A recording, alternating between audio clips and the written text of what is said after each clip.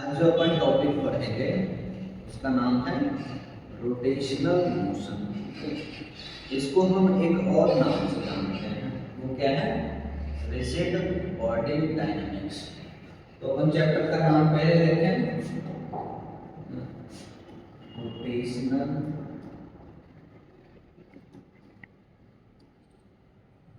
Motion. इसको हम एक और नाम से जानते हैं, वो क्या है? तो वो है बच्चे रिजिड बॉडी डायनामिक्स।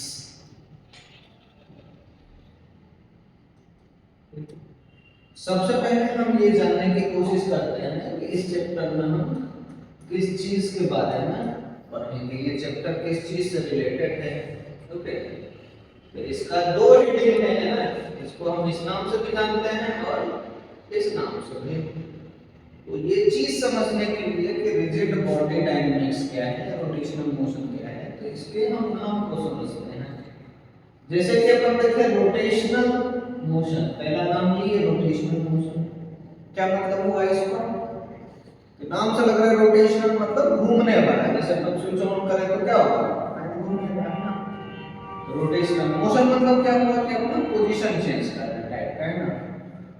तो नाम से थोड़ा बहुत आइडिया लग रहा है कि ये उस मोशन की बात हो रहा है जिसमें बॉडी कैसा करे, घूम रहा हो, चक्कर मार रहा हो, है ना। जैसे एग्जांपल बोले तो फैन का हो गया, अपन ये गेट ऑन है ना, गेट को खोले तो इसमें भी क्या होगा, दरवाजा का इस तरह से ये एग्जांपल हम ले रहे हैं। सड़क पे जो गाड़ी चल रही है ना, तो उसके व्हील भी क्या कर रहे हैं, रोटेट करते हुए आगे जा रहे हैं। ये हो गया इसका एग्जांपल। अर्थ का सन के चारों ओर रिवॉल्व करना, है ना। ये सब इस सब टाइप के मोशन से रिलेटेड बातें होंगी। इसको एक और नाम से जानते हैं जो है रिजिड बॉडी डायनामिक्स। इसका क्या मतलब है? रिजिड का मतलब अपन देखेंगे। अच्छा, रिजिड मतलब क्या होगा? रिजिड मतलब बोले तो एक तरह से हार्ड, है ना। Rigid means hard. बॉडी बोले तो सिस्टम ऑफ पार्टिकल। इसका क्या मतलब हुआ कि ऐसा सिस्टम जिसमें बहुत सारे पार्टिकल हो, है ना। जैसे मान लो अपन इसी की बात करें तो ये बॉडी कहलाएगा क्योंकि इसमें बहुत सारे छोटे छोटे पार्टिकल्स हैं ना, है कि नहीं। और डायनामिक्स की बात करें तो बच्चे डायनामिक्स का आसान मतलब होता है मोशन के बारे में पढ़ना और इसके कॉज क्या होता है? फोर्स। तो फोर्स बोले तो फोर्स लगने पे ऑब्जेक्ट का कैसा मोशन होगा, है ना, इसकी स्टडी को कहेंगे डायनामिक्स। कंबाइंड मीनिंग की बात करें इस दूसरे हेडिंग का, तो वो क्या होगा? कोई हार्ड सा ऑब्जेक्ट अपने पास हो एंड उस पे हम फोर्स अप्लाई करें तो कैसा कैसा मोशन पॉसिबल है उसका, उसकी हम बात करेंगे। तो कैसा कैसा मोशन हो सकता है? फॉर एग्जांपल अपने पास ये एक क्यूब सा है ना, और ये हॉरिजॉन्टल सरफेस पे रखा हुआ है एंड इस पे कोई इस तरह से फोर्स लगा दे, एफ फोर्स लग रहा है ना, तो इसका कैसा मोशन होगा? ये चलता जाएगा, है ना। तो इसको अपन बोले तो ट्रांसलेशनल मोशन बोलेंगे, ठीक। दूसरा जो मोशन क्या पॉसिबल है कि मान लो कि ये क्यूब हो, ओके, एंड कुछ इस तरह से हम यहां फिक्स कर दें या यहां हम फिक्स कर दें और ऐसे फोर्स लगाएं, तो कैसा मोशन होगा? एकदम ये घूमेगा इस पॉइंट के बहुत फिक्स पॉइंट के बहुत घूमेगा, ठीक। और तीसरा पॉसिबिलिटी क्या है इस मोशन के? मान लो कि यहां मतलब एक चलते हुए बाइक का या कार के व्हील की बात करें तो इसका कैसा मोशन होता है? तो इधर ये आगे चल भी रहा होता है एंड साथ साथ घूम भी रहा होता है। तो इसमें चलने वाला भी मोशन हुआ एंड साथ साथ घूमने वाला भी मोशन हुआ, है। तो मेनली इस चैप्टर में अपन स्प्लिट टाइप के मोशन की बात करेंगे। कौन सा? सिर्फ चलने वाला, सिर्फ घूमने वाला, और अगला चले भी एंड घूमे भी। आया क्या समझ में? एंड इससे रिलेटेड जितने भी पैरामीटर्स होगा उसकी अपन स्टडी करेंगे, है ना। पैरामीटर्स कौन कौन सा? डिस्टेंस हो गया, डिस्प्लेसमेंट हो गया, एंगुलर पोजीशन, एंगुलर वेलोसिटी, है ना, angular displacement, velocity, acceleration, speed, momentum, angular momentum, force, acceleration, tangential acceleration, है कि नहीं, एनर्जी से रिलेटेड, वर्क से रिलेटेड, पावर से रिलेटेड जितने भी पैरामीटर्स हैं सारे के सारे हम इन तीनों के मोशन के बारे में इस चैप्टर में डिटेल्स में बात करेंगे। ओके, तो हमें ये समझ में आ गया कि भाई इस चैप्टर में हम किस चीज के बारे में पढ़ेंगे। ओके, अब चूंकि ये पूरा का पूरा चैप्टर जो है वो किससे रिलेटेड है, देखो रिजिड बॉडी से ही रिलेटेड है, क्योंकि इसी का मोशन के बारे में हम पढ़ने वाले हैं। तो सबसे पहले हम समझते हैं रिजिड बॉडी क्या होता है। ओके, तो स्लाइड चेंज करते हैं, ठीक। तो अब अपन बात करते हैं रिजिड बॉडी का, है ना। तो हेडिंग लगाते हैं रिजिड बॉडी।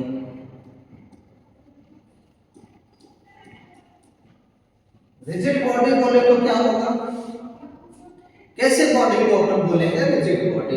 एक तो आसान सा मतलब समझने के पॉइंट ऑफ व्यू से कि वैसा बॉडी जिसका क्या शेप एंड साइज चेंज ना हो, तो ऐसे बॉडी को अपन बोल दिया करेंगे रिजिड बॉडी। बट ये एग्जैक्ट डेफिनेशन नहीं है ना, क्यों, कहीं कहीं इस डेफिनेशन के कारण दिक्कत आती है। इसका एग्जैक्ट डेफिनेशन क्या है हम उसको समझते हैं, तो उसके लिए हम साथ साथ पहले लिख लेते हैं और फिर एक्सप्लेन करेंगे, है ना।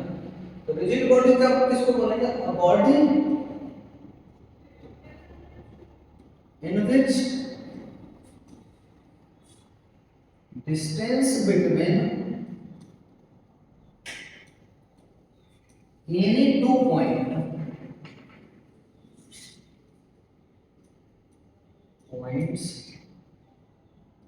does not change,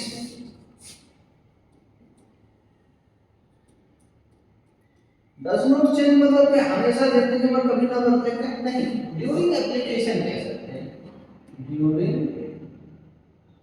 application time, मतलब कि जब तक अपन उस चीज से रिलेटेड अपन क्वेश्चन सॉल्व कर रहे हैं, जब तक अपने को उससे मतलब है ना, तब तक की ये बात हो रही है।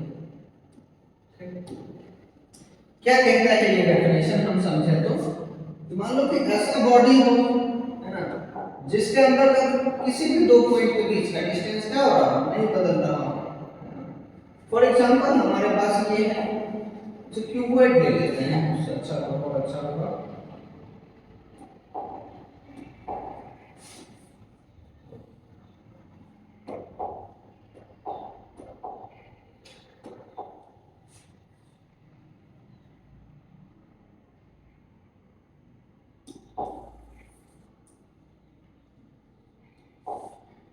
इस क्यूबॉइड की बात करें तो किसी भी दो पॉइंट है ना, body in which distance between any two point, कोई भी दो पॉइंट ले लेते हैं, जैसे ये पॉइंट हमने लिया ए और ये पॉइंट लिया बी। अब ये आयन का है सपोज, है ना, तो क्या होगा कि इसका बीच का डिस्टेंस चेंज होगा क्या, नहीं होगा।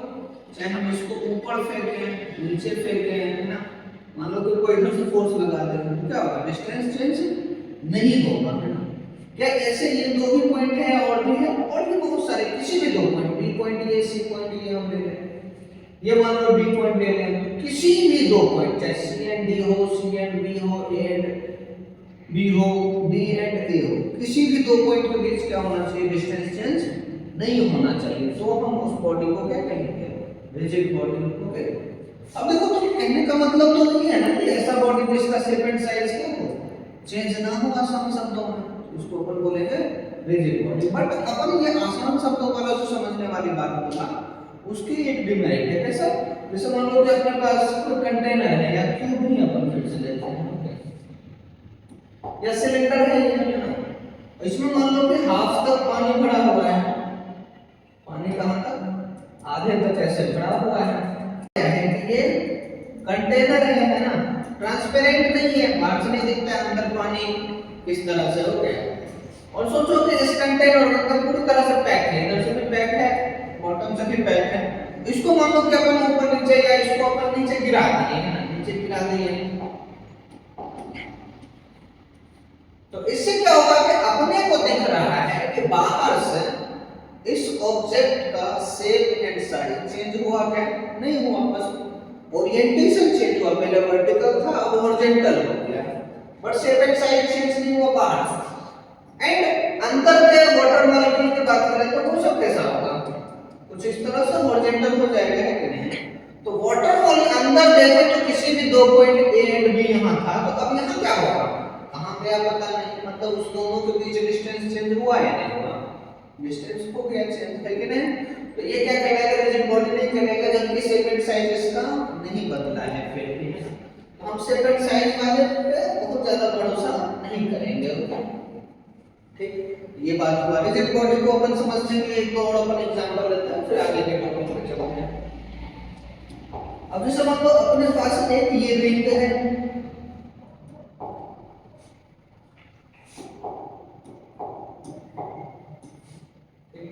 ये बड़ा सा रिंग है, ओके? एंड इसके अंदर दो छोटा छोटा रिंग है। मान लो ये एक रिंग है, दूसरा ये है, ठीक, और तीसरा ये भी है।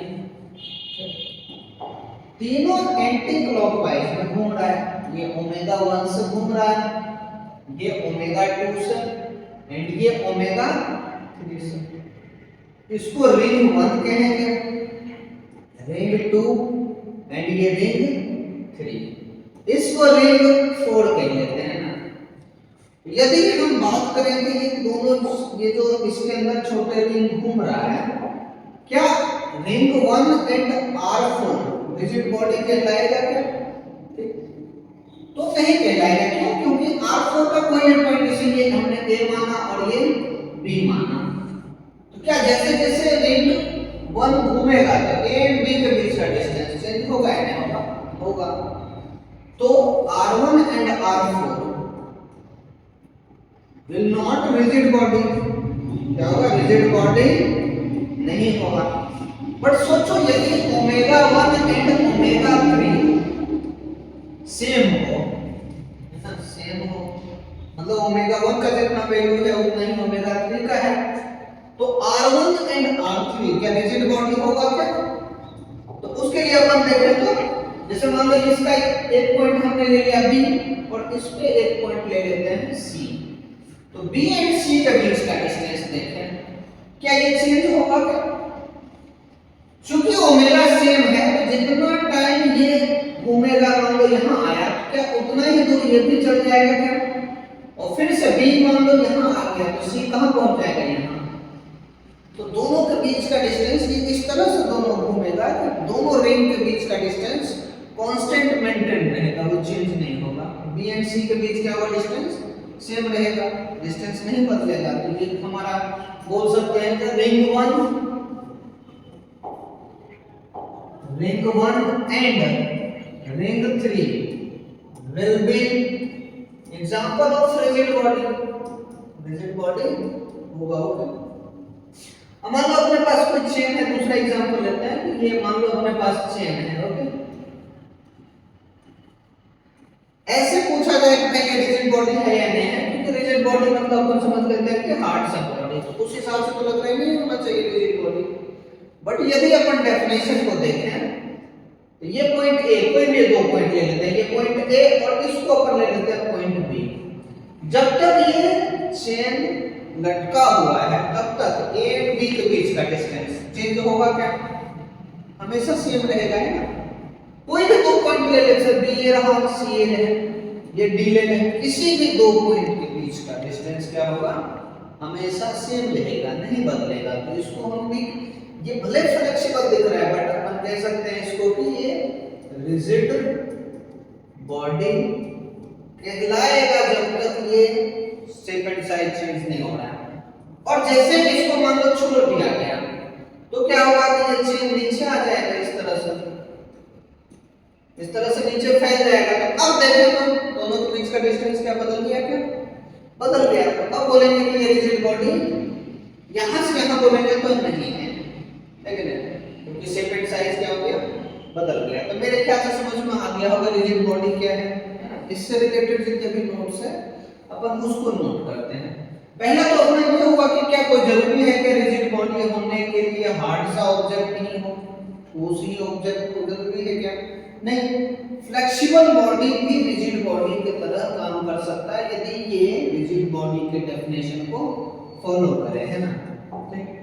तो नोट करते हैं, पहला अपना नोट होगा to be rigid body, body need not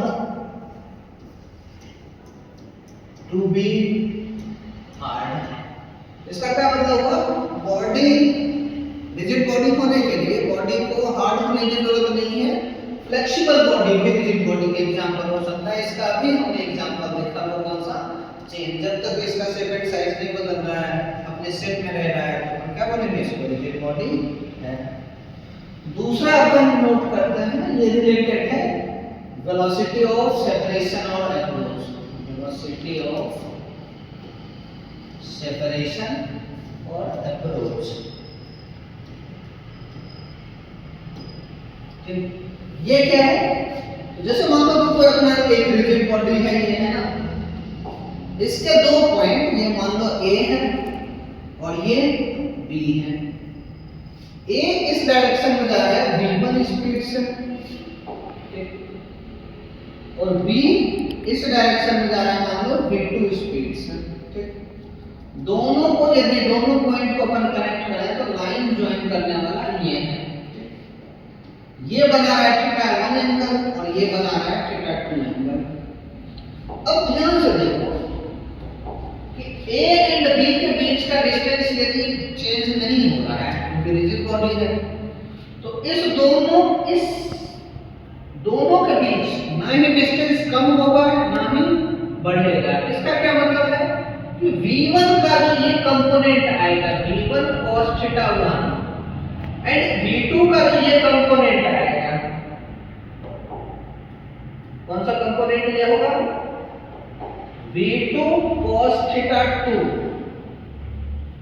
तो v1 cos θ1 बराबर होना चाहिए v2 cos θ2, दोनों सेम रहेगा, दोनों सेम रहेगा तो ही क्या होगा कि इस दोनों के बीच का डिस्टेंस चेंज नहीं होगा। क्यों, क्योंकि मान लो ये वाला पार्ट ज्यादा हो गया इस वाले पार्ट से, दोनों का सेपरेशन क्या होगा, कम होगा, और यदि आगे वाले पॉइंट का स्पीड ज्यादा हो जाए इससे तो सेपरेशन बढ़ेगा। चूंकि रिजिड बॉडी है तो सेपरेशन क्या होना पड़ेगा, सेम रहना पड़ेगा। इसका मतलब क्या हुआ, v1 cos θ1 v2 cos θ2 होगा, है ना। इसका मतलब जब दोनों सेम स्पीड से चले ना, तो इस केस में अपन बोलते हैं बच्चे velocity of separation of A with respect to B या B with respect to A कितना, 0, और अप्रोच भी 0। तो वेलोसिटी ऑफ सेपरेशन बात करें या वेलोसिटी ऑफ अप्रोच